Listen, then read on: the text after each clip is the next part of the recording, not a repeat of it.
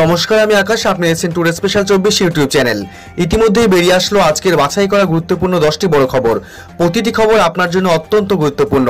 খবরগুলি অবশ্যই শেষ পর্যন্ত দেখবেন। আপনার কাছে ছোট্ট একটি অনুরোধ, ভিডিওটিতে একটি লাইক করবেন আর ভিডিওটির নিচে লাল সাবস্ক্রাইব বাটনটি ক্লিক করে পাশে আসা ঘন্টাটি চেপে দেবেন এই ধরনের নতুন লেটেস্ট ট্রেন্ডিং খবরগুলি সবার আগে দেখার জন্য। শুরুতেই চোখে পড়ে বড় খবরে টিকা গ্রহীতাদের বাড়িতে কুপন দেবে স্বাস্থ্য দপ্তর। হুড়হুড়ি এড়াতে এক গুচ্ছ নির্দেশ মুখ্য সচিবের। রেকর্ড কোভিড টিকাকরণের পাশাপাশি মঙ্গলবার টিকার লাইনে হুড়োহুড়ি, বিশৃঙ্খলার চিত্র ধরা পড়ে রাজ্যের বিভিন্ন টিকা কেন্দ্রে।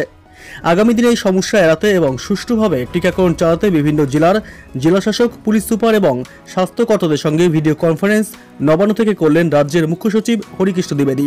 রাজ্যের বিভিন্ন টিকা কেন্দ্রে ভোরবেলা থেকেই লাইন দিচ্ছেন সাধারণ মানুষ। টিকা নিতে এমন হুড়হুড়ি পড়ে যাচ্ছে যে বিশৃঙ্খলা তৈরি হচ্ছে। মঙ্গলবার ধূপগুড়ির দুরামারি চন্দ্রকান্ত উচ্চ বিদ্যালয়ে ধাক্কাধাক্কিতে পড়ে গিয়ে জখম হন 25 জন। টিকা গ্রহীতারা যাতে সুষ্ঠুভাবে টিকা নিতে পারেন তার জন্য জেলাশাসক, পুলিশ সুপার এবং জেলা স্বাস্থ্য আধিকারিকদের মিলিতভাবে মাইক্রো প্ল্যানিং তৈরি করার নির্দেশ দিয়েছেন রাজ্যের মুখ্য সচিব। কোনো টিকা কেন্দ্রে যাতে অতিরিক্ত ভিড় না হয় তার উপর নজর দিতে বলা হয়েছে। এর আগেও সুষ্ঠুভাবে টিকাকরণ চালাতে টিকা কেন্দ্রগুলিতে কত টিকা মজুত আছে তা দেখে কেন্দ্র থেকে কুপন দেওয়ার নির্দেশ দেওয়া হয়েছিল। এবার টিকা কেন্দ্রে ভিড় কমাতে বাড়িতে বাড়িতে টিকার কুপন দেওয়া চালু করা হবে। আশাকর্মী এবং এএনএম কর্মীরা গ্রহীতাদের বাড়ি গিয়ে কুপন দিয়ে আসবেন। একই সঙ্গে যাতে অনেকে ভিড় না করেন তার জন্য সময়ও ভাগ করে দেওয়া হবে বলে জানিয়েছেন রাজ্যের স্বাস্থ্য অধিকর্তা। টিকা কেন্দ্রে ভিড় এড়াতে যেমন নতুন পরিকল্পনা শুরু করা হচ্ছে, তেমনই টিকা কেন্দ্রের উপর নজর রাখতে এবং হুড়হুড়ি আটকাতে পুলিশকে আরও সক্রিয় হওয়ার নির্দেশ দেওয়া হয়েছে। পরবর্তী খবর, উত্তরপ্রদেশে ডেঙ্গুর ন্যায় জ্বরে 12 দিনে মৃত 44 জন। তদন্তের নির্দেশ যোগী আদিত্যনাথের। এখনও অব্যাহত করোনার চোখ রাঙানি, তার মধ্যেই দোসর হয়ে দাঁড়িয়েছে ডেঙ্গুর মতো জ্বর। সেই জ্বরে উত্তরপ্রদেশে ফিরোজাবাদে মৃতের সংখ্যা বেড়ে দাঁড়ালো 44 জন, যার মধ্যে শিশু সংখ্যাই সর্বাধিক। গোটা ঘটনায় উদ্বেগ প্রকাশ করেছেন মুখ্যমন্ত্রী যোগী আদিত্যনাথ। বিষয়টি নিয়ে তদন্তের নির্দেশও দেওয়া হয়েছে। মাত্র 12 দিনের ব্যবধানেই প্রাণ হারিয়েছেন 44 জন। ডেঙ্গুতে আক্রান্ত হয়েই তাদের মৃত্যু কিনা তা এখনও স্পষ্ট নয়, তবে মনে করা হচ্ছে ডেঙ্গুর কারণেই জ্বরে ভুগছেন রোগীরা, আর তা থেকেই মৃত্যু। ফিরোজাবাদের বিজেপি বিধায়ক মনীষ আশিজা জানিয়েছেন, ডেঙ্গুতে আক্রান্ত হয়েই জ্বর আসছে রোগীদের বলে প্রাথমিকভাবে মনে করা হচ্ছে। তার কথায় 30 আগস্টের জেরে 3 জন মারাও গিয়েছেন। মঙ্গলবার প্রাণ হারান 2 জন। এর ফলে মোট মৃতের সংখ্যা পৌঁছল 44 জনে। পরিস্থিতি মোকাবিলায় চিকিৎসার জন্য 25টি শিবির তৈরি করা হয়েছে বলেও জানিয়েছেন তিনি। গত সোমবার ফিরোজাবাদের রোগীদের সঙ্গে দেখা করেন উত্তরপ্রদেশের মুখ্যমন্ত্রী যোগী আদিত্যনাথ। তিনি জানিয়েছেন, ডেঙ্গুর কারণেই রোগীদের প্রাণ যাচ্ছে কিনা তা খতিয়ে দেখার দায়িত্ব দেওয়া হয়েছে লখনৌর কিং জর্জেস মেডিকেল বিশ্ববিদ্যালয়ের একটি গবেষক দলকে। মুখ্যমন্ত্রী সেদিন জানিয়েছেন, এখনও পর্যন্ত 32টি শিশু এবং 7 জন প্রাপ্তবয়স্কদের মৃত্যু হয়েছে। সেই কারণেই মৃত্যুর আসল কারণ খতিয়ে দেখার নির্দেশ দেওয়া হয়েছে। ফিরোজাবাদে ডেঙ্গুর মতো জ্বরে মৃত্যুর প্রথম খবর আসে গত 18 আগস্ট, যা ক্রমে বেড়েই চলেছে। আগাম সতর্কতা হিসেবে যে কারণে 6 সেপ্টেম্বর পর্যন্ত প্রথম থেকে অষ্টম শ্রেণীর পড়ুয়াদের জন্য স্কুল বন্ধ রাখার সিদ্ধান্ত নেওয়া হয়েছে। উল্লেখ্য, দিন কয়েক আগেই মথুরার একটি গ্রামে অজানা জ্বরে 6 জনের প্রাণ হারানোর খবর প্রকাশ্যে এসেছিল। সেক্ষেত্রে রোগীদের শরীরে ডেঙ্গুর উপসর্গ দেখা দিয়েছিল। এবার উদ্বেগ বাড়াচ্ছে ফিরোজাবাদের পরিস্থিতি। পরবর্তী আন্তর্জাতিক খবর, প্রয়োজনে আবারও আফগানিস্তানে ড্রোন হামলা, হুঁশিয়ারি পেন্টাগনের। মার্কিন সেনা আফগানিস্তান ছাড়লেও প্রয়োজনে ফের ড্রোন হামলা করবে। আইএস খোরাসানকে এমনই হুঁশিয়ারি দিল পেন্টাগন। আফগান প্রদেশও তো বটেই, দক্ষিণ এশিয়ার বেশ কয়েকটি দেশেও নজর রাখছে আমেরিকা। আফগান ভূমি থেকে সেনা প্রত্যাহার করায় 24 ঘন্টার মধ্যে এমনই হুঁশিয়ার দিল পেন্টাগন। পেন্টাগনের প্রেস সেক্রেটারি জন কির্বি জানিয়েছেন, ইসলামিক স্টেট, খোরাসান এবং আরও বেশ কয়েকটি জঙ্গি গোষ্ঠী দক্ষিণ এশিয়ার দেশগুলিতে সন্ত্রাসবাদী কার্যকলাপ চালাচ্ছে। প্রয়োজন হলে সবটা সামলাতে ফের ড্রোন হামলা করবে মার্কিন মুলুক। প্রেস সেক্রেটারি জন কির্বি আরও জানিয়েছেন, আমরা কোনো আনুমানিক ভিত্তিক অপারেশনে যাচ্ছি না, যা হবে তা বাস্তব প্রেক্ষাপটের ভিত্তিতে। আমরা নিজেদের ক্ষমতা বজায় রেখেই চলব, যখন প্রয়োজন হবে তখন তা ব্যবহার করব। মঙ্গলবার মার্কিন সেনা চলে যাওয়ায় 20 বছরের যুদ্ধের সমাপ্তি হয়। অবশেষে দেশে ফেরে মার্কিন সেনাবাহিনী। আফগানিস্তান থেকে সম্পূর্ণ সেনা প্রত্যাহার করে নেয় আমেরিকা। পূর্ব ঘোষণা মতোই 31 আগস্টের সময়সীমা শেষ হওয়ার আগেই আফগানিস্তান থেকে সেনা সরিয়ে নেয় আমেরিকা। প্রেসিডেন্ট জো বাইডেন জানিয়েছেন, আফগানিস্তানে আমাদের সামরিক অবস্থানের ইতি হলো। বিগত 17 দিনে আকাশপথে সবথেকে বেশি মানুষকে নিরাপদে সরিয়ে নিয়ে যাওয়ার কাজ সম্পন্ন হয়েছে। মার্কিন বাহিনী 1,20,000-এরও বেশি মার্কিন নাগরিক, সহকারী দেশের নাগরিক ও আমেরিকার আফগান সহকারীদের উদ্ধার করেছে, যা আমেরিকার ইতিহাসে বৃহৎ। মার্কিন সেনা অসম্ভব সাহসিকতা, দৃঢ়তা ও পেশাদারিত্বের ছাপ রেখেছে। পরবর্তী খবর, ফের বাড়ল রান্নার গ্যাসের দাম, এক লাফে 911 টাকা। ফের বাড়ল রান্নার গ্যাসের দাম। এবার থেকে কলকাতায় 14.2 কেজির ভর্তুকিহীন রান্নার গ্যাসের সিলিন্ডার কিনতে হবে 911 টাকা দিয়ে। প্রতি সিলিন্ডার পিছু 25 টাকা দাম বাড়ল। এক লাফে গ্যাসের দাম ছাড়িয়েছে 900 গণ্ডি।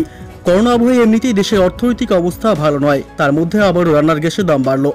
গত বছর ডিসেম্বর মাস থেকে এখনো পর্যন্ত 327 টাকা বেড়েছে সিলিন্ডার প্রতি রান্নার গ্যাসের দাম। হোটেল রেস্তোরাঁয় ব্যবহৃত সিলিন্ডারও 73.50 টাকা বেড়ে হয়েছে 1770 টাকা 50 পয়সা। 2 সপ্তাহের মাথায় রান্নার গ্যাসের দাম বাড়ায় মাথায় হাত মধ্যবিত্তের। সব মিলিয়ে এলপিজি সিলিন্ডারের দাম বাড়ল 50 টাকা। শুধু চলতি বছরই দাম বাড়ল 241 টাকা। গত 17 আগস্ট শেষবার রান্নার গ্যাসের দাম বেড়েছিল 25 টাকা। সেই সময় সিলিন্ডার পিছু দাম বেড়ে দাঁড়িয়েছিল 861 টাকা। পেট্রোপণ্য থেকে রান্নার গ্যাস জ্বালা বাড়ছে সাধারণ মানুষের।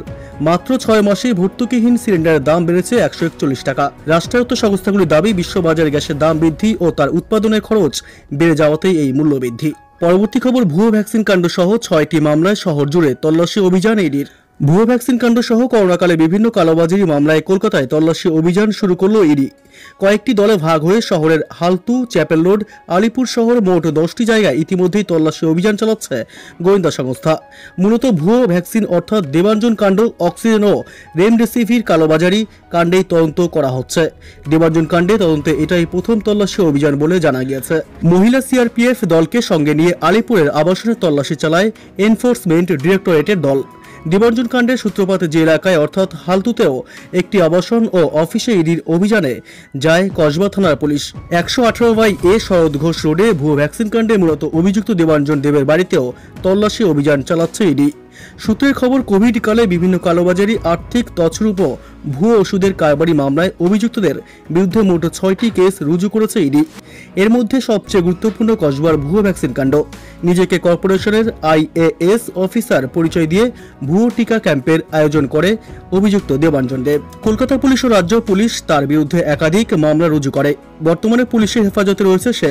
কিভাবে চলতো ভুয়ো টিকাকরণ, কারা কারা যুক্ত রয়েছে এ বিষয়ে খতিয়ে দেখতেই তল্লাশি অভিযান শুরু করেছে ইডি। পরবর্তী খবর, সামাজিক প্রকল্পের পর লক্ষ্য শিল্প।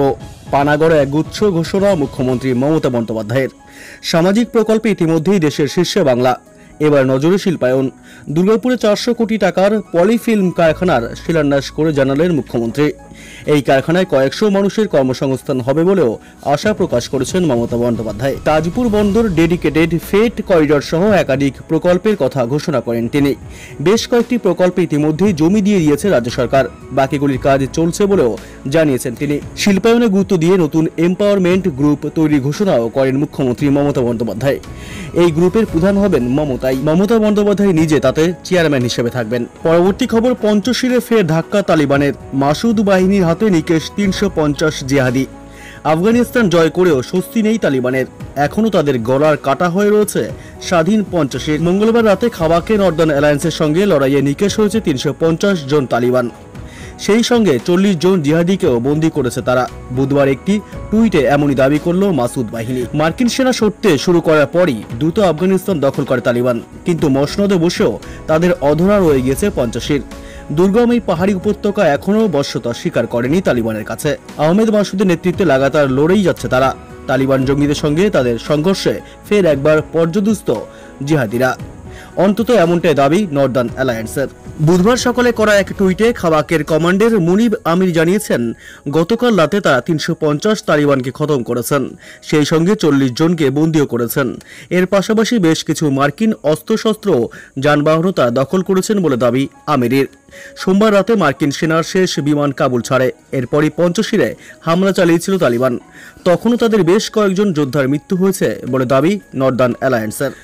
রাজধানী কাবুল সহ দেশটির 98% দখল করলেও এখনও পঞ্চশীল প্রদেশ দখলে আনতে পারেনি তালিবান। সেখানে নর্দার্ন অ্যালায়েন্সের প্রতিরোধের মুখে পড়ে পিছু হটতে বাধ্য হয়েছে তারা।